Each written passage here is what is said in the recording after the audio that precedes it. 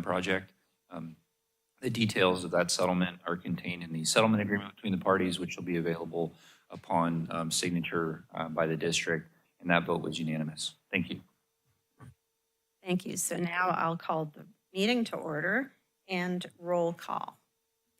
Director Balboni. Here. Vice President LeHue. Here. Director Jaffe. Here. Director Christensen. Here. And President Lather. Here. So there are no remote attendees that I know of. And I want to just remind directors to speak into microphones because this is being recorded. And also, I think it's live streamed. That's correct. It broadcasts to CTV's YouTube channel. Right. So if we don't talk into our microphones, people will miss out, as well as any recordings that we want to look back at. So the next item is agenda adjustments.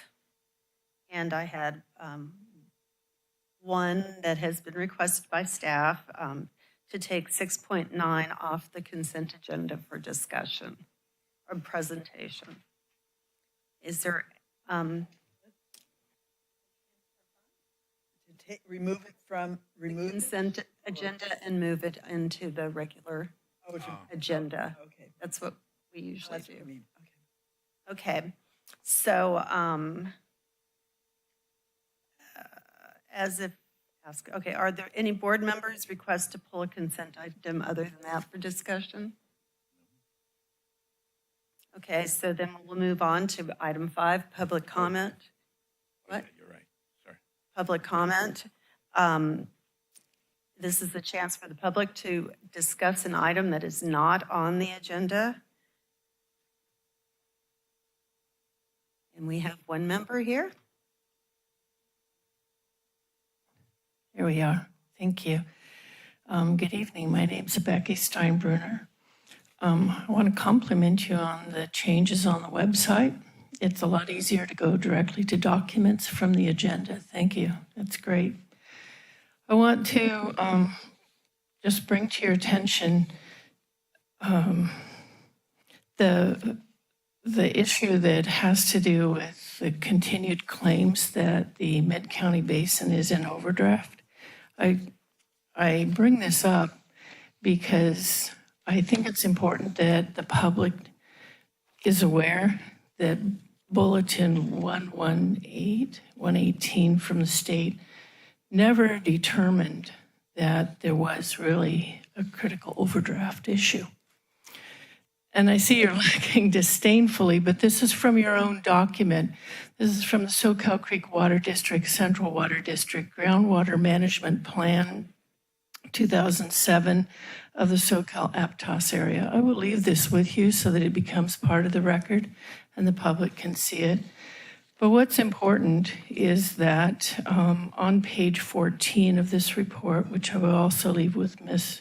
Western, is it states that the Bulletin 118, according to the plan, was to a finding in 1980 was, quote, at the request of a city of Santa Cruz and a supervisor of Santa Cruz County, it was classified subject to critical conditions of overdraft.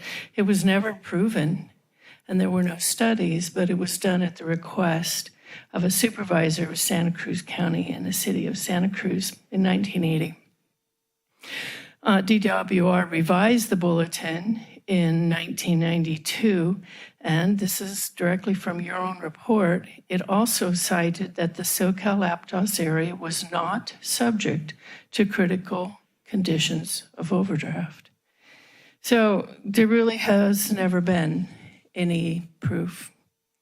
Now, I know that there has been AEM, the helicopter flyover studies that took a snapshot of the situation of where the saltwater freshwater interface was in 2017. There's been only one other one done by the state in, I believe, 2021, but they used a different flight pattern.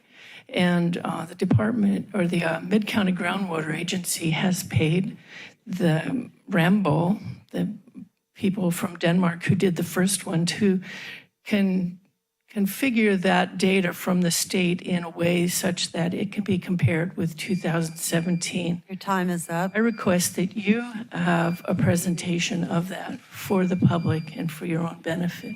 Thank you. I'll leave this with Ms. Western. Thank you.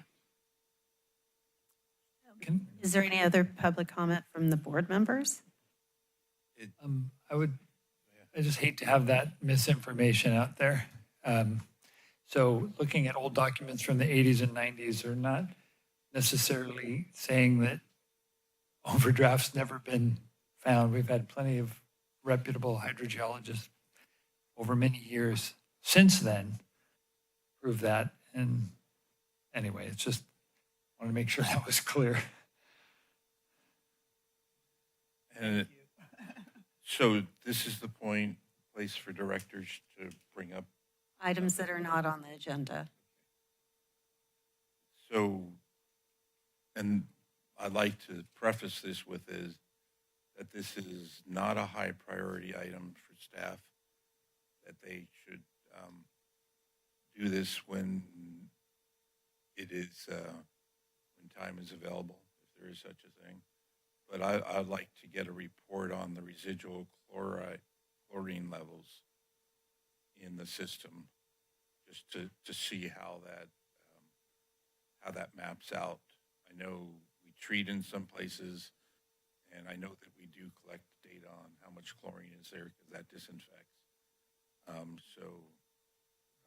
Again, not a high priority, but just please put that on the list. And the goal of that is to see, from time to time, I do get customers complain about chlorine levels.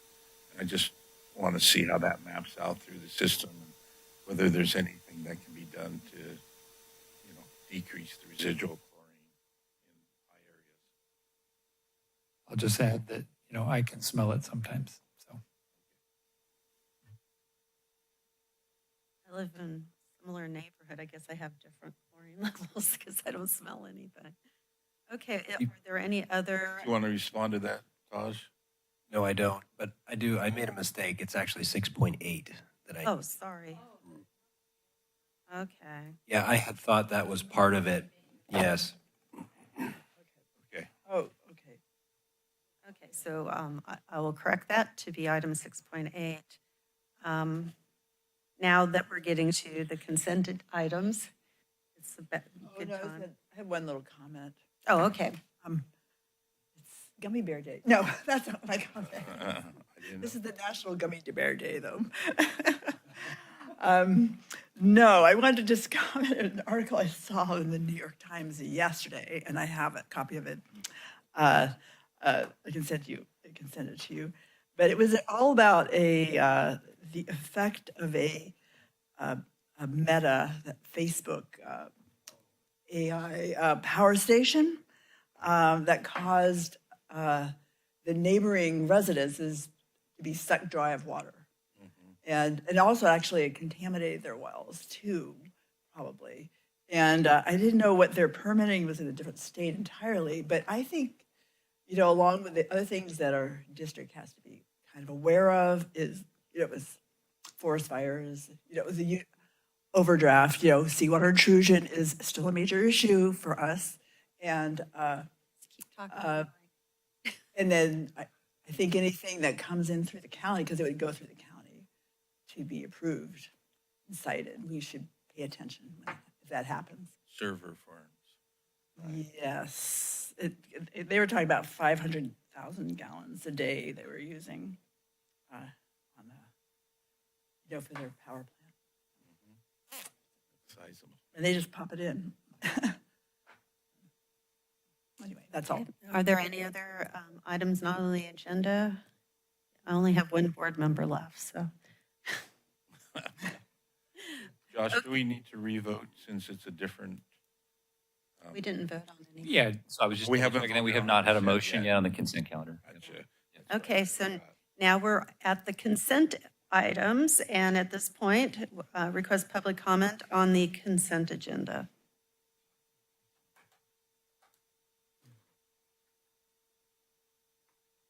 Thank you, Becky Steinbruner. I just want to comment on the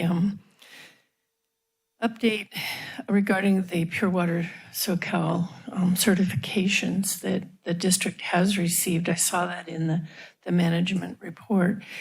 I request that the tracer results of the tracer studies associated with that project be made public. Is there any way that the public can see the results of the tracer studies?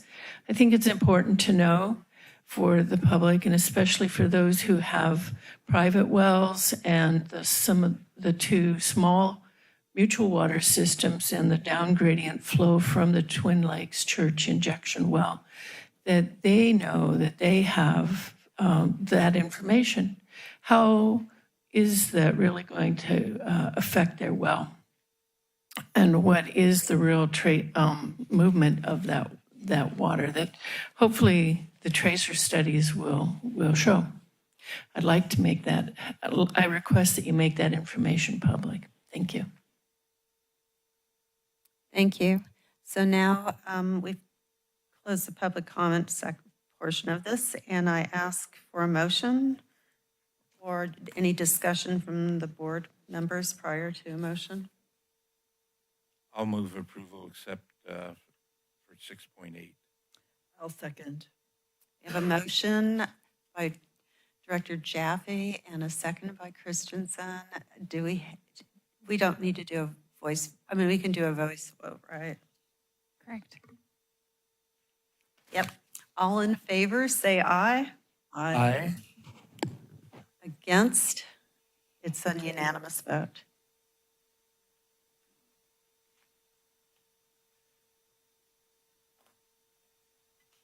I thought it was that one. Okay.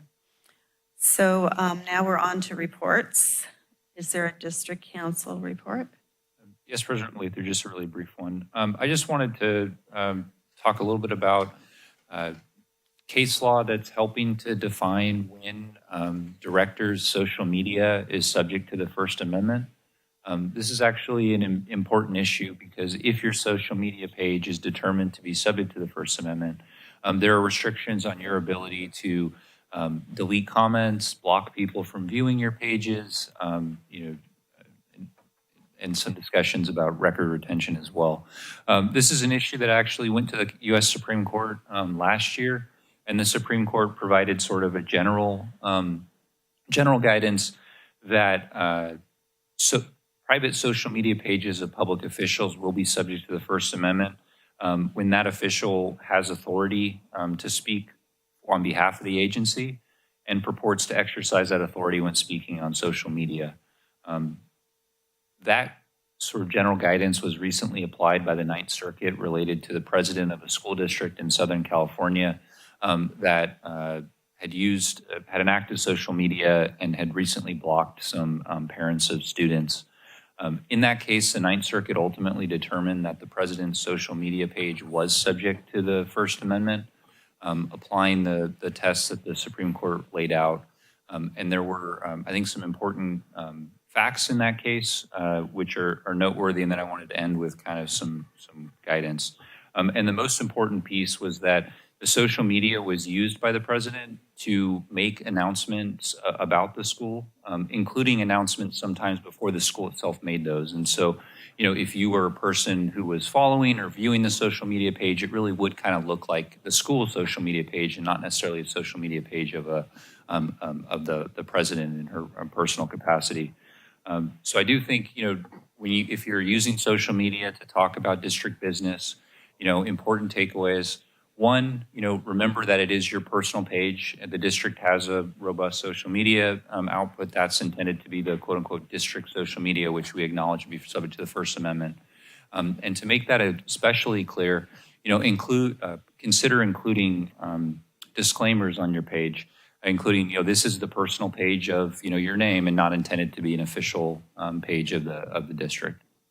If you do have any questions or would ever like us to take a look at a personal social media feed, just to make sure it's complying with these rules, we'd be happy to do so. That's all I have. Thank you. Thank you. Yeah. Yeah. Okay, so now we're on to business items. 8.1 is adopt resolution 2514, recognizing public members for their service on the district's public advisory committee. I'm going to go ahead and Okay, so present this this will item, be- President Lather. Okay. Thank you. Yes, 8.1 is really just, we wanted to take a moment to recognize the public members on the Public Advisory Committee. As you know, the evolution of our committees have gone from 3 separate standing committees to the most recent version, which is 1 Public Advisory Committee. The members that first served on those 3 distinct ones actually started in 2021. We then merged all of those in 2023, and over the last 2 years, we've had the pleasure of 8 public members presiding over that committee and meeting with staff on a regular basis. Most recently, and Emma will be covering this in the next agenda item, it was timely for us to go out and seek potential new members from the public to serve. And as such, we wanted to take a moment to recognize those that have served. A couple of them have shown interest and would like to continue, but several of them have been very gracious in, I think, providing their feedback, their input, and their time to be with us. And so we wanted to take a moment. Specifically in the board packet and in the resolution, we've identified them, and just, orally, I would like to recognize Mr. Garrett Gatto, Mr. James Zakos, Ms. Kelly Guerra, Ms. Marilyn Abramson, Mr. Michael Gutierrez, and Mr. Stephen Graff. All of those have participated very actively, and up until the last meeting, we were able to have all 5 of them. I think Kelly wanted to be there and she was unable to. So we had a nice moment, had a nice last meeting. And then we also just wanted to recognize that we had 2 very dedicated members as well who passed recently while serving their term. So we also wanted to recognize Mr. John Dickinson and Ms. Karen McCarty. So in the board packet, we have a resolution just acknowledging, again, their service and a little bit of sentiment related to each of them. And that's in the board resolution number 2514. And so, just to close on this item, we do have a motion to adopt that resolution. Is there anyone in the public that wants to speak on this item?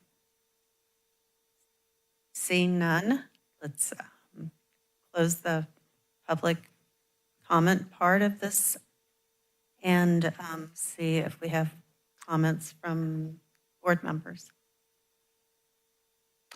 I mean, I'll go ahead and just, since I've served on a couple different of the committees, I really think it was a good idea in the first place to start having these committees and engaging the public, and they've been good learning experiences for us, for them, and I think good ambassadors for our district.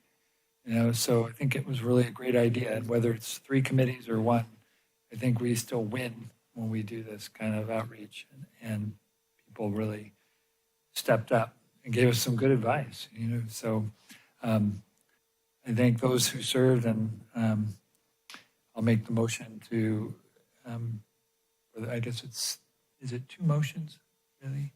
No, it's just 1. No. I'm trying to figure that out. Okay. Yes, I'll make that motion then. Any second or other? I'll second. I really enjoyed working with all these people. They really very good spirited. They've been out. I think some of them are going to be future members of the future committee that will start meeting in the fall. But really had a lot of good comments that I think the staff. So we're able to act on some of those things. So I'd like to second it. We have a motion and a second. Can you, we just do a voice vote, right? Okay. All in favor? Aye. Opposed? Seeing none, we have a unanimous vote. Thank you. We will move on to 8.2, which is to appoint public members to serve on the district's Public Advisory Committee. I'll Is take, there a staff summary? Yes, and it's going to be Emma. Okay. I'll take that one. Stern. So this item follows what Melanie just presented. So we've been recruiting new public members to serve on the Public Advisory Committee. So the board began that process in April, and they appointed an ad hoc review and selection committee, which was Director Balboni and Director Christensen. We opened the application period for more than 3 weeks, which closed at the end of May, and we received 10 applications. 2 applications were from students at Cabrillo College, which is an exciting a new thing that the committee's going to be doing. And then we received 8 other applications from interested public members. So we reviewed those applications. We spoke with most of them. They've all indicated that they can serve for the expected time period of basically 6 times per year for the next 2 years. And everyone really brought a different perspective to the table and a different background. And as you can see, we had 2 incumbents apply.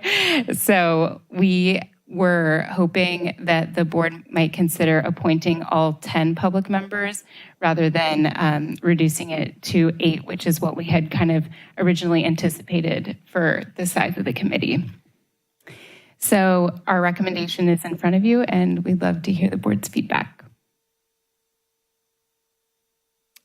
Yeah, are there any comments from members of the public on this? Okay, so then we will return to the board and see if there's any discussion or questions.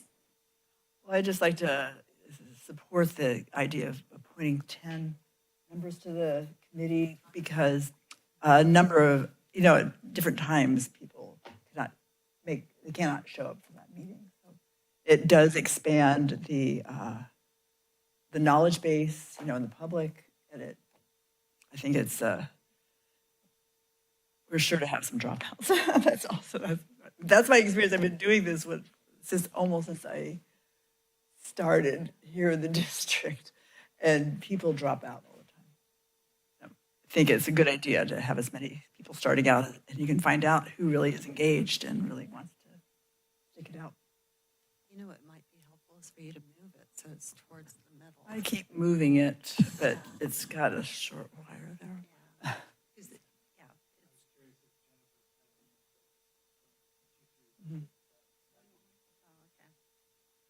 The Public Advisory Committee has been really fun, exciting. It's been informative for everyone involved. People are enthusiastic. It's such a great idea. I'm so happy to see it grow, and it'll be fun to have this next, iteration of it. All good. Okay, so So I'll move to appoint the 10 members. Second. Those members. we have a motion and a second. All in favor? Aye. Aye. Opposed? Motion carries unanimously. I think it'll have a little bit of a new flavor with students on it as well. Oh, yeah, be great. Yeah, it's kind of exciting because it's a whole different way of seeing the world. And the first meeting is scheduled for August 12th. The next item is 8.3, approve Pure Water SoCal Treatment Facilities Project Contract Change Order Number 8. Taj is going to present a staff summary. I'll try. If you can stop coughing, yeah. I'll be all right. Thank you. This change order is made up of several potential change orders. That's how they start. The design builder or contractor will identify, thank you, changed events or unforeseen conditions. And if they grow legs, they turn into change orders, and this is 15 of them for the Pure Water SoCal treatment design build project. So that the majority of these 15 change orders, except for the bottom couple, are mainly work that happened over at the wastewater treatment plant. And that's not surprising because it's an existing facility that had some underground skeletons in the closet. No skeletons were found, but unknowns that they had to legitimate change orders that we support and recommend approval. In this package down at the bottom there are some large ones, and I can speak to those. I can speak to any of these if you have questions, but PCO 21, which is second from the top, is $202,000, and that includes extra costs for a second UV ultraviolet system over at Santa Cruz. And we took a long time to look into this one and can make the recommendation that it be approved at this time. And then some of the big ones down at the bottom, PCO 64 and PCO 65. I want to draw your attention to 64, which is adding some accent to the existing tank architectural screens. And the $75,000 identified there is a mutual sharing of costs with Black & Veatch. And so we feel that's also a good one to move forward with. And this will add, some of the members of the board know what we've proposed, and they're going to run with those, some pelicans and fish, and even the Pure Water SoCal logo on the Chanticleer side. So Nice. yeah, that work can get started. They'll run with that starting tomorrow. They'll get the things in motion for that. And then the last one is about $200,000 for landscaping, which we had value engineered. We had removed it from the Black & Veatch contract at the time we awarded the design build contract, but we never really intended to not do it. And so we looked at our options and asked Black & Veatch to freshen the bid up because they had bid it. And at the time, they had 3 bids. And in 2025, they got another 3 bids. One of the landscape contractors had bid both times, and the 2 others this year didn't bid initially. But given 5 years have gone by, we looked at these prices, and it's not just plants. It involves the piping and controllers and electrical, to do all that. And this complements the landscaping that is part of the education center contract. So between the 2, we'll get everything that was originally planned and presented. So those are the big ones, obviously, about $500,000.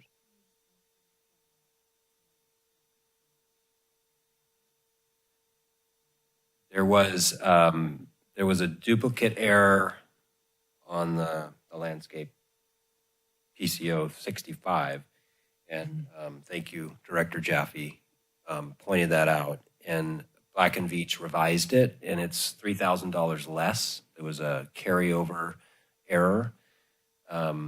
So, we'll adjust that when we issue the change order to them, and it'll be $3,000 less. So instead of $823,004, it'll be $820,004 for that change order.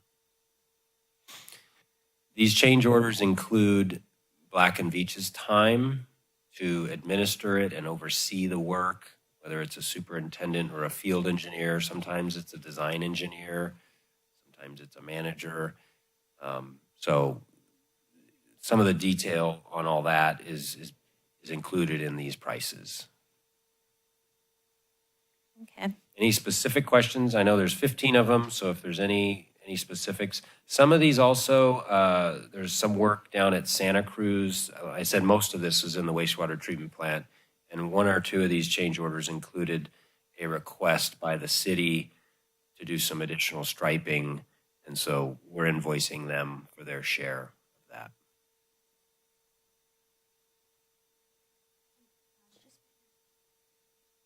Just for clarification, just because there's numbers and there's gaps, sometimes a PCO number may not result in a change order because that PCO could be with a sub. It could be negated out. There are reasons why not all PCOs become change orders. So just That's true. At the time they identify it as a potential change order, if we can point out something that identifies it as is in the contract and it's not unforeseen or not extra, we'll do that. That's what we do most of the time. We manage projects. That's our goal, is to try to find it, tie it back to the contract, tie it back to the drawings, tie it back to as-built. These have all gone through that process. And Melanie is right. Some of the gaps in the numbering is that some that we point out something and they say, okay, we're going to close that one or we're going to drop that. So, but they have to have a process to not stop work. So they proceed with work, they track their time, they have daily extra work tags, and we oversee that when it happens. So. Okay, so do we have public comments on this item?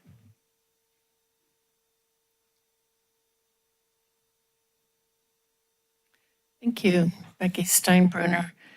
I would like to just say that there are no trees that at the advanced water treatment facility at Chanticleer. There are no trees there. And in all of the project amendments that your district has made, it has always shown trees there to screen the view of the treatment facility from the public, especially the Highway 1 view shed. So how can you do that? Again, the project never acknowledged at any time the existence of the Chanticleer pedestrian overcrossing, which drastically, as we know, changed the floor plan, if you will, footprint available for trees. But can't you do something? I mean, think about it. Even vines being planted along the fence and extending up onto the fence of the overcrossing. Can you work with the RTC about that? Because the view and the noise from your facility is quite unpleasant. And the public was always promised a screen, a vegetative screen. So I ask again, I did send a lot of documentation about this to your board as correspondence, I believe in January and February. No one ever responded, but it's all there together, so you can look at that. And I'll send it again if you request it. But please address this issue. Regarding the landscaping, I did, when you approved the landscaping in May, I pointed out that you cannot use recycled water for irrigation. It is prohibited in the permit approved by the Central Water Board, and that needs to be addressed. Okay, your time is up. Thank you. So I'm closing public comment period and opening the floor for directors. I wanted to comment on that landscaping too. I thought before we actually approved a final plan on that, you'd have a subcommittee. I know we're volunteering another subcommittee, but to look at it before we actually implement for that kind of thing, instead of, or maybe before the landscaper starts to actually look at the plans before the board. I know it's a little bit extra work, but that was my They're Because I think we anticipating- might have avoided the architectural thing if we reviewed it beforehand on that one. I So, think that's a good idea. yeah, it just, Is the timing an issue? Likely. well, we'll try to expedite that, just to make it. Well, do you want it funded or not? Oh, yeah, but I'd like to see the plans before they go in. Okay, Yeah, but maybe not a committee. What? Maybe not a committee because, No, I mean, I think just, I should say there's an error made in the public comment. There are trees that are included, there are vines, and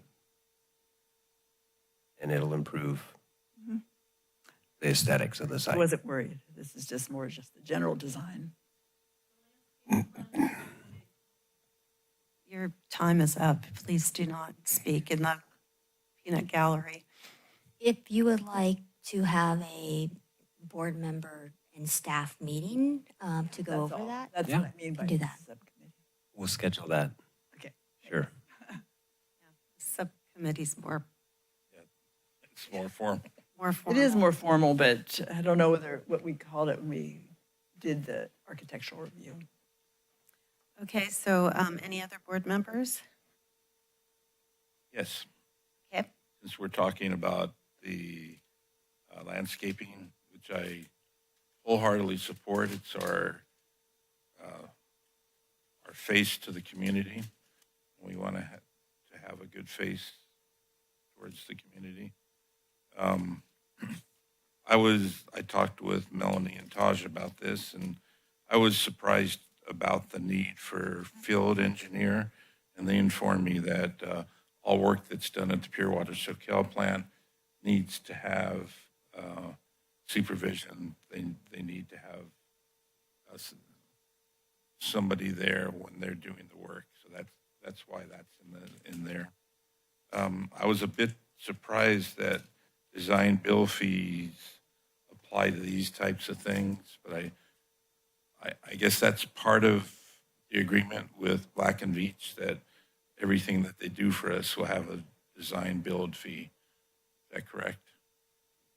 Yes. Okay. So I support making the plant look as good as possible, and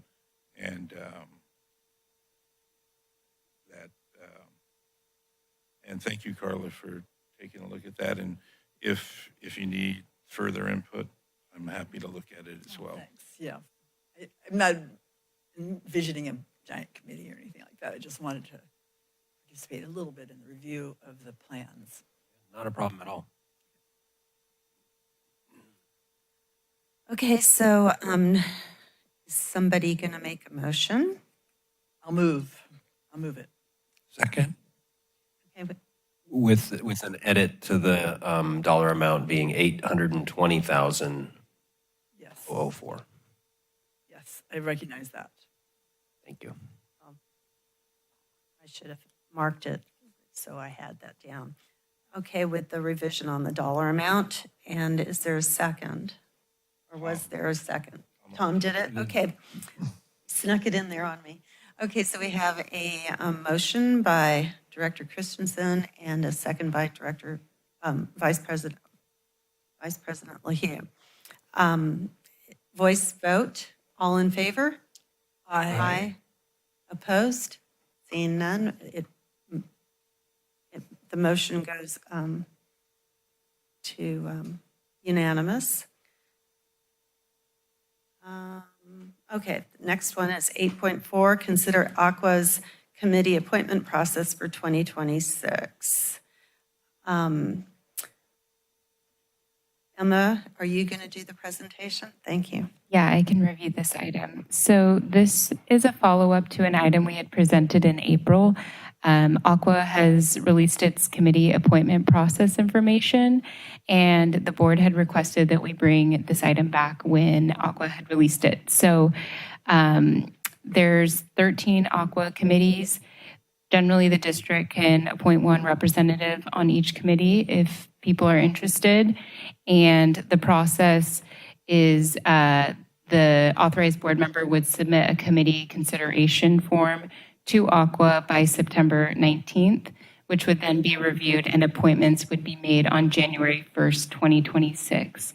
So the 13 committees are agriculture, business development, communications, energy, federal affairs, finance, groundwater, legal affairs, local government, membership, state legislative, water management, and water quality. I'll just note that Dr. Bruce Daniels had served on the groundwater committee for years before he left the board. That's it, unless Melanie has anything to add. No, I think obviously we're bringing this back just for your information in terms of the process. I think we did just want to note that in looking at Aqua's kind of information in general, they do like to say that they welcome participation, but they try to limit so that everybody has the opportunity from all of their member agencies to have one board member per committee. So just wanted to note that as well. And what we're seeking tonight, obviously, is just to have the board discuss their interest, and if there is interest to nominate or have somebody submit a form, that you could do that by motion so that we understand who we're proposing to Aqua. Okay, that's great. So is there public comment on this item? Nope. Okay, so then I'll bring it back to the board for discussion. Well, I think I was part of the impetus for this being brought back because I have a possible interest of being on the groundwater committee. The links that were in the packet required a member login for Aqua, so I wasn't able to get all the information that I wanted. And for me, being on the groundwater committee would only be something I'd be willing to do if there was a significant advantage to the district for me being on that committee. So I'm leaning towards it. Melanie pointed out that there will be discussion in the groundwater committee about, SGMA, and that could possibly be important for the district to keep up on that. So I would like to get approval to submit an application, and then I'll make my decision before the deadline on September 19th on whether to submit that application. I don't know if others want to be on committees as well. I would, on that committee, thank you for volunteering. Almost volunteering. Oh, Yeah. I'm interested too, but I think and you can't attend the meetings, any meeting, but What? even without being a member. Oh. You can just attend and listen to it, catch up. But there's definitely always been a conflict between the JPA and that day of meetings, committee meetings. So I haven't been to a groundwater meeting for a couple of years now. Anyway. I think that is a good point to make, that the meetings which are typically held during the Aqua conferences, they will have committee meetings typically the day before the conference, and they are open so that anybody can observe the committee in terms of doing their business. Well, can I make the motion to authorize and designate Dr. Jaffe to represent the district on the Aqua Groundwater Committee? And that's it. I'll second. You can second it. One's by the bell over there. I don't know. She snuck it in, she was louder. Okay, so we have a motion by Vice President LaHue and a second by Jennifer Balboni, Director Jennifer Balboni. So we have a voice vote. All in favor? Aye. Aye. Opposed?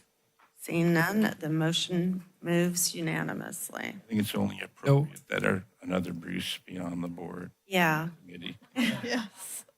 we got to keep the Bruces busy, huh?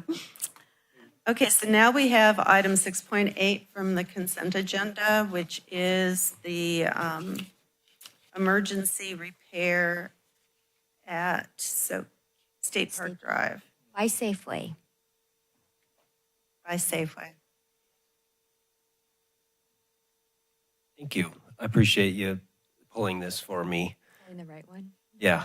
So we budgeted for this project in the 25-26 budget. And $175,000 is what's in the budget.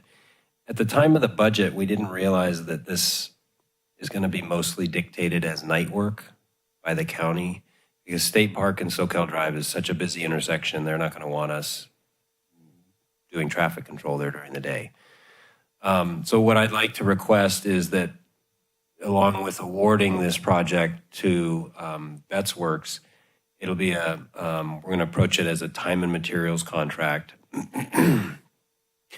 But because of the night work, we're going to have to staff that at night. And I'm not sure I can do that with my current staff, so I might need to reach out to have someone oversee it overnight at night.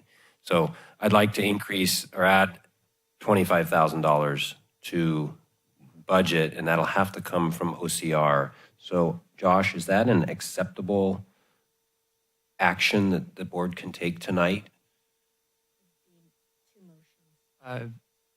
Yeah, we can include that. That's within the scope of this item. It's close, okay. So one motion would be, probably before we award it, we allocate an additional $25,000 from OCR to fund this, in addition to the $175,000 in the budget. And then the second motion would be to award it, authorize the general manager to execute a contract with Betts Works to perform that work. And the work is planned to start at the end of the month. And, but the contract still would be $175,000, and then we have $25,000 that's, Well, the contract will be time and materials up to $775,000. We hope we're not going to have to come back to you at the end of the project and amend it again. so we're Yes. just transferring $25,000 from OCR to the project budget. Right. But we're approving a contracted time and materials to $175,000. That's The correct. 25,000 would be for construction management oversight during the night activities. And the 25,000 is not to exceed also. Yeah, that would also be time and material. I mean, they bill by the hour. Okay, so do we have public comment on this item?